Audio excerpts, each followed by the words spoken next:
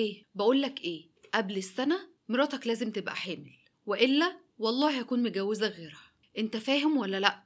وساعتها حازم سابه وطلع. كنت واقفة في المطبخ وبجهز الأكل، وساعتها لما جه حضني ويعتذر لي زقته بعيد عني، وانا وقتها كنت منهارة من العياط. قلت له بعد عني، ابعد عني يا حازم، فاهم؟ مش عايزاك تلمسني. يا خسارة حبي ليك، انتوا ايه يا اخي؟ مفيش في قلوبكم احساس؟ امبارح سايب ابوك يعمل اللي عمله وانت كأنك مش موجود ولا كأني يهمك. تمام، اديني عملت لكم اللي انتوا عايزينه، ممكن بقى تسيبني لوحدي؟ حاول يقرب مني عشان يحتوي غضبي وانفعالي، وعيونه وقتها كانت مليانة دموع.